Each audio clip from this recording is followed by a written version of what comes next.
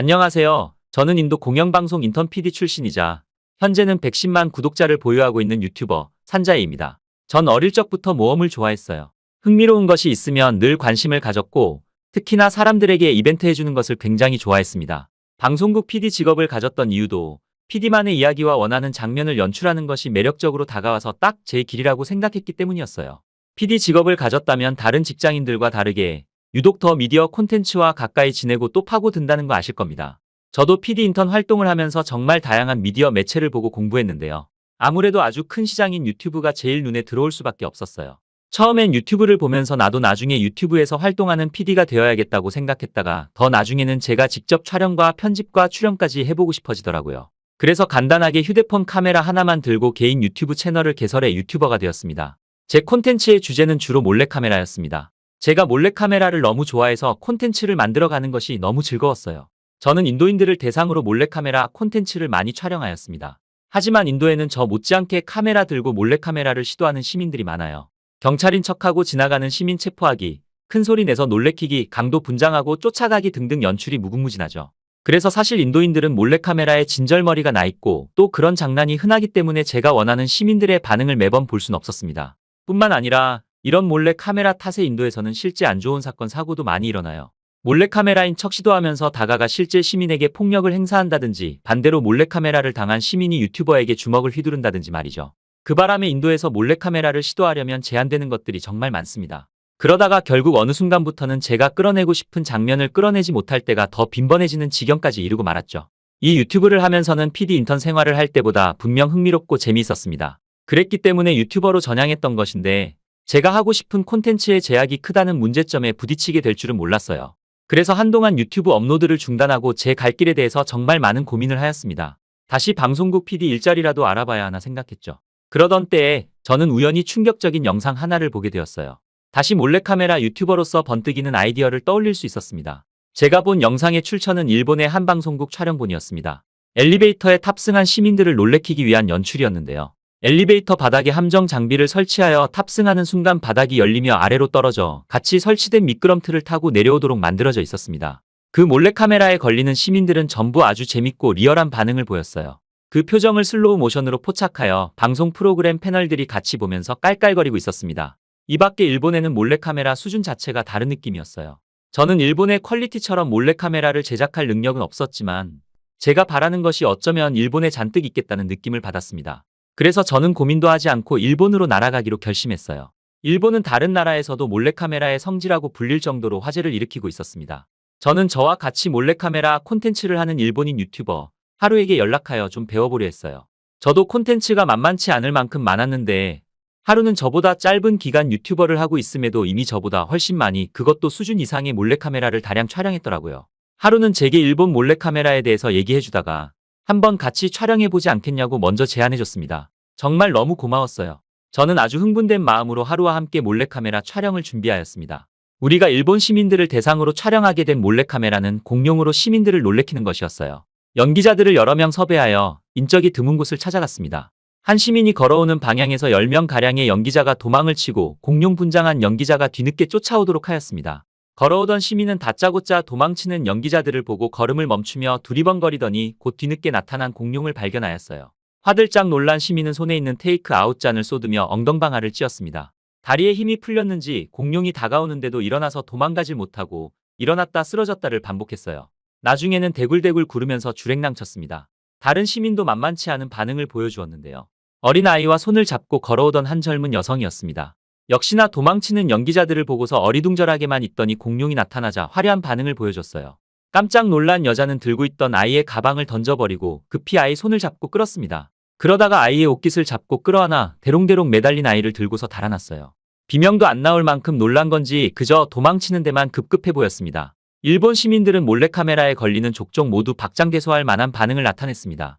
인도와는 수준이 다른 촬영물과 차원이 다른 시민의 반응에 저는 많은 것을 배우고 깨달았습니다. 첫 촬영이 끝났을 때 저는 하루에게 딱 한마디로 감사함을 표현했어요. 일본은 정말 최고야. 하루는 일본에게 빠져버린 저를 더 감동시켜주고자 다음날도 저를 위해 몰래카메라 촬영을 한 번 더 해주었습니다. 그러나 여기서 예상치 못한 문제가 터지고 말았어요.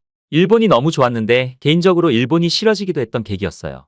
하루는 제게 일본 몰래카메라에 엑스트라 식으로 한번 출연해 줄 수 있냐고 하더라고요. 제겐 너무 영광이라 흔쾌히 승낙했습니다. 이번 몰래카메라의 주제는 좁은 골목길에 들어서는 시민을 놀라게 하기 위해서 수많은 연기자들이 시민이 걸어오는 맞은편에서 세차게 달려오는 설정으로 하였어요.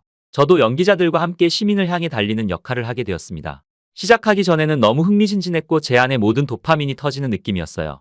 머지않아 남성 시민 한 명이 골목길로 들어섰을 때 전 일본인 연기자들과 같이 전력질주하였습니다. 시민들의 반응은 예상대로 아주 훌륭했어요. 주춤거리지도 않고 바로 돌아서서는 저희와 함께 내달리더라고요. 뛰면서 얼마나 웃겼는지 모릅니다. 하지만 두 번째 촬영을 시도했을 때 저는 이 웃음을 빠르게 잃고 말았습니다. 제가 뜻하지 않은 부상을 당하게 되었거든요. 두 번째 촬영은 첫 번째 시도와 똑같이 진행되었어요. 연기자들과 함께 이번에도 세차게 달렸습니다. 그 과정에서 스텝이 꼬인 한 일본인 연기자가 뛰던 중에 저를 붙잡는 바람에 저는 그대로 바닥을 나뒹굴고 말았어요. 반면 저를 붙잡아서 중심을 찾은 일본인 연기자는 저를 내버려두고 그대로 다시 질주했습니다.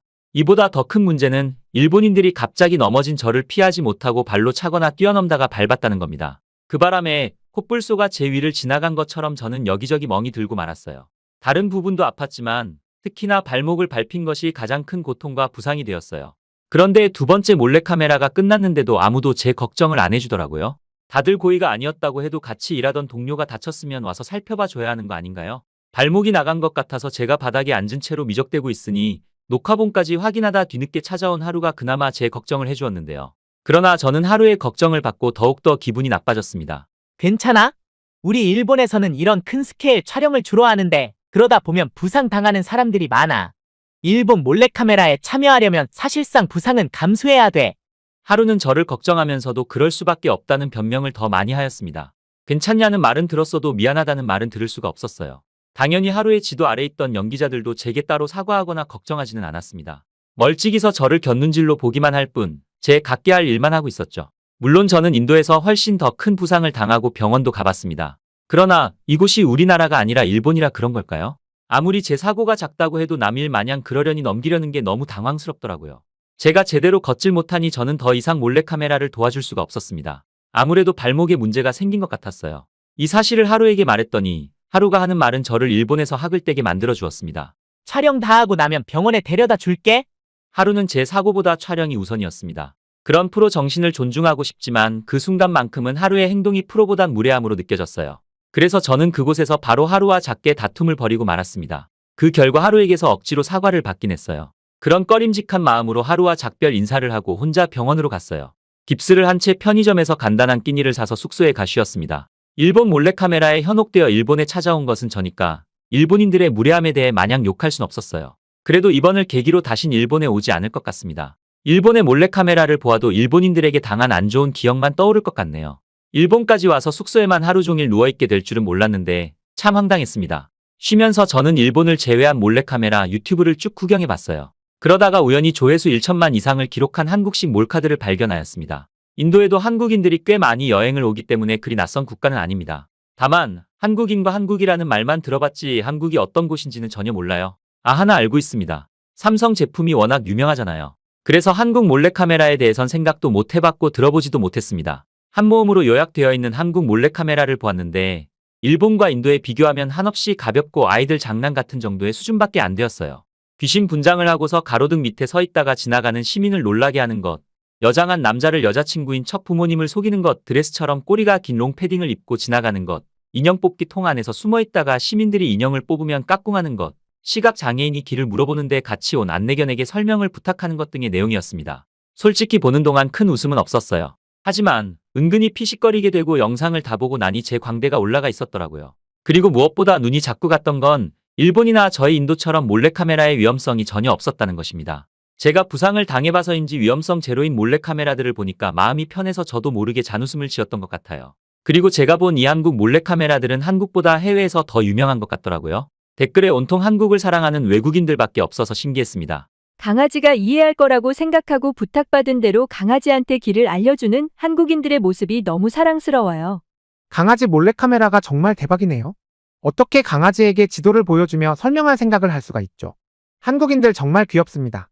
한국 남자가 자기 여친 버리고 도망갔다가 다시 돌아와서 여친을 챙기는 영상이 날 너무 미치게 만들었어. 하하. 스리랑카인입니다. 정말 유쾌하고 대단한 영상이네요. 한국이란 나라의 또 다른 매력을 알게 되었습니다. 한국인들이 이렇게 재밌을 줄 몰랐어. 최고였어. 오마이갓. 정말 오랜만에 진심으로 웃었다. 하하. 한국식 장난 너무 놀라워요. 이외에도 외국인들 반응 중에 가장 흥미로웠던 반응은 K-팝, K-드라마, 메이드 인 코리아 제품을 통해 비춰진 한국인만의 스마트한 특정 이미지가 있었는데 한국 몰래카메라를 통해 드러난 한국인들의 소탈한 모습에 더욱 인간미를 느끼게 되었다는 내용들이었습니다. 다들 한국 몰래카메라 형식에 이렇게까지 열광하고 있으니 제 호기심은 또 자극이 되었습니다. 솔직히 인도에서부터 계속 강력하고 훨씬 자극적인 콘텐츠만 추구해왔습니다. 그래서 시민들이 불쾌한 반응을 비추는 경우가 다반사였는데요. 저는 시민들의 리얼리티한 반응도 좋지만 제 콘텐츠를 통해서 시민들이 저와 같은 즐거움을 느끼길 바라거든요. 그런데 딱 한국식 몰래카메라를 보고 외국인들 반응까지 확인하고 나니까 바로 이거다 싶더라고요.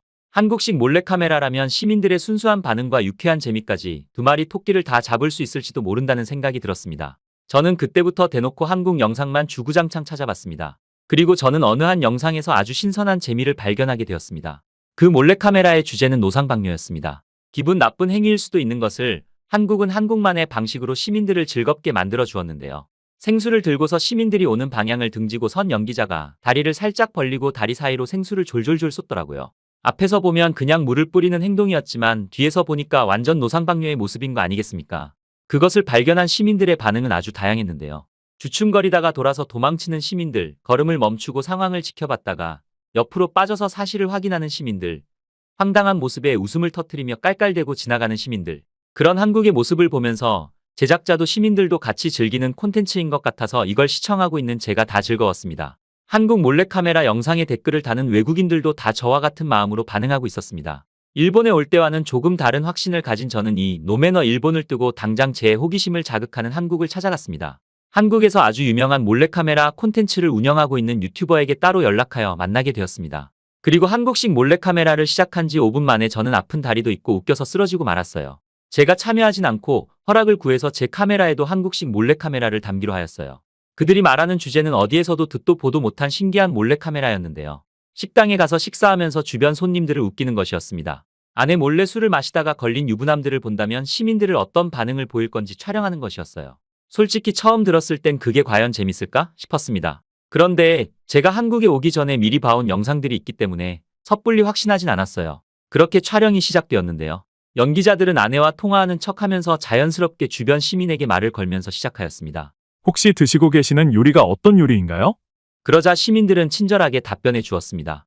연기자들은 계속 각자의 연기를 이어갔는데요. 여보, 옆에 여자분들이 매운 음식 드시고 계시는데 그 메뉴로 바꿔서 사갈까? 그 여자들이랑 매운 음식 먹고 같이 살 거 아니면 닥치라고? 알겠어. 연기자들의 입담이 아주 대단했습니다. 그 연기에 저도 깔깔 웃음이 나왔는데 같은 공간에 계시던 시민들도 마찬가지였어요. 얼굴이랑 입까지 가리면서 웃음을 참더라고요. 그 모습을 보는 것도 또 다른 재미였어요. 여성 시민들이었는데도 와이프가 의심하는데 군대 동기인 척 좀 해주실래요? 김상병, 최일병 대답해. 이러면서 시민들과 한데 어우러지더라고요. 거기에서 호흡 곤란까지 일으키며 웃던 시민들은 남자 목소리까지 내면서 협조해주는 모습도 보여줬습니다. 지켜보는 내내 너무 재밌었어요. 몰랐는데 이렇게 기분 좋고 즐거운 몰래카메라도 가능한 거더라고요. 제가 한국식 몰래카메라에 너무 즐거워하니까 한국인 유튜버분들이 제게 또 다른 종류의 몰래카메라를 보여주겠다고 했습니다. 너무 감사하고 좋았지만 순간적으로 안 좋은 기억도 스쳐 지나갔어요. 일본에서도 제가 일본 몰래카메라에 감동했더니 하루가 제게 다른 몰래카메라를 보여주려다가 제가 부상당한 거잖아요. 이 부분만 봤을 때 일본인의 태도와 한국인의 태도가 비슷한 것 같아서 살짝 고민했습니다. 그런데도 제가 길게 생각하지 않고 한국인 유튜버들을 따른 이유는 그들이 말해준 몰래카메라 주제 때문이었어요. 장애인이 신발끈을 못 묶고 있을 때 시민들이 어떻게 반응하는지 그것을 촬영할 거라고 했어요. 왠지 기대가 되면서 한편으론 시민들 반응이 무미건조할 것 같아서 재미가 있을까? 걱정도 되었습니다. 인도에서는 서로 도움을 요청하는 빈도도 적을 뿐더러 누가 도와달라고 해도 득이 되는 일이 아닌 이상 굳이 나서지 않거든요. 당연히 인도인과 한국인은 다를 수 있겠죠. 하지만 한국인과 일본인은 달라봤자 얼마나 다르겠어요. 겨우 바다 하나 건넌거리인데 일본인이 제 부상을 무시하고 남일인 듯 외면한 것처럼 한국인도 남의 도움 요청에 인색하지 않을까요? 그러나 저는 이번에도 촬영한 지 5분 만에 충격받고 말았습니다.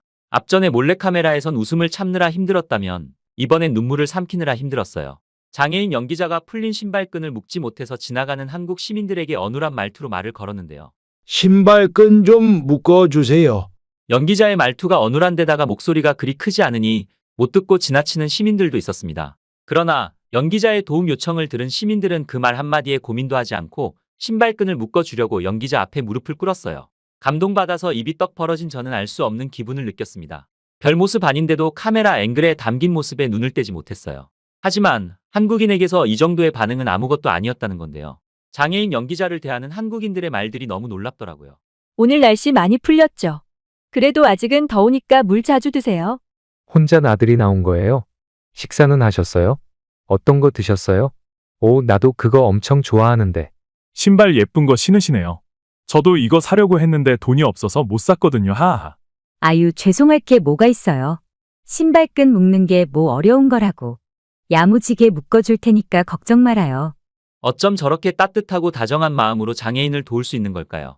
저는 끝내 눈물을 참지 못하고 두 손에 얼굴을 묶고 말았어요. 어느새 이것이 촬영임을 잊고서 한국 시민들 모습에 푹 빠져버렸습니다. 그런데 한편으로는 한국인들의 그런 다정한 마음이 너무 궁금했어요. 저는 유튜버들에게 왜 굳이 자신과 관련도 없는 남을 도우려고 안달이냐고 물어봤죠. 도우려고 안달났다기보단 한국인들에겐 용기 유전자가 좀 있는 것 같아. 도울 수 있는 능력이 있기 때문에 도움이 필요해 보이는 사람이 있으면 용기 있게 나서서 돕는 거지. 한국인들은 누구나 마음 한켠에 어려운 사람을 돕고 싶은 심정을 담고 있다고 합니다. 모두가 그런 유전자를 타고난 것이니까 한국에서는 이런 훌륭한 몰래카메라 결과물을 뽑아낼 수 있는 것 같아요. 한국 영상을 보면서 사람들이 아직 살아갈 만하다고 느끼기도 하고 한국인들의 따뜻한 마음에 감동받아서 마찬가지로 남을 도우며 지내고 싶다고도 하던데 외국인들의 마음까지 흔들 정도면 한국인들의 파워가 예사롭지 않은 게 맞는 것 같아요. 그리고 제가 또 감동받은 점이 하나 있다면 저 역시 한국인들에게 도움을 받았다는 건데요. 제가 이런 한국의 유쾌하고 감동적인 모습을 볼 수 있도록 도와준 한국인 유튜버들이 제 부상 사연을 듣고서 한국 병원에 데려가 줬어요. 저는 한국에서 다시 치료받았는데요. 비싼 병원비를 그들이 다 내준 겁니다. 저를 다치게 만든 것은 일본인들인데 제 부상에 신경 써주고 마음 써준 건 한국인들이라니 어떻게 이런 모순이 있을 수 있나요? 뿐만 아니라 그들은 제게 맛있는 한국 요리까지 사주었어요. 불고기라는 것을 처음 먹어본 저는 그 맛 하나로 한국의 음식에까지 푹 빠져버리고 말았습니다. 저는 단지 한국의 몰래카메라만 구경할 생각이었는데 이렇게나 대접을 받으니 몸둘 바를 모르겠더군요. 이 사실을 저만 알기가 너무 아까워서 저는 그들의 허락하에 그들이 제게 보여준 모든 선의를 촬영했고 그들도 전문 유튜버답게 제 촬영에 진심을 다해 주었습니다. 생각지도 못했던 한국이란 나라에서 제가 얻게 된 것은 지금까지 살아온 모든 것보다 훌륭할 정도로 뜻깊었습니다. 급작스럽게 한국으로 온 거라서 빠르게 귀국하게 되었지만 다음에 한국에 올 때는 좀 더 장기적으로 묵을 수 있게 준비할 예정이에요. 한국이 큰 감명을 주는 덕분에 제 유튜브 채널은 다시 운영할 수 있게 되었습니다. 대신 예전 콘텐츠처럼 시민들을 불쾌하게 만들면서 놀라게 하는 것이 아닌 잔잔한 재미와 시민들의 귀여운 반응을 끌어내는 데에 목적을 두고 촬영하게 되었죠. 인도인들이 한국인들과 같은 감정을 갖고 있진 않겠지만 한국인이 느끼는 즐거움을 인도인에게도 널리 전파하고 싶습니다.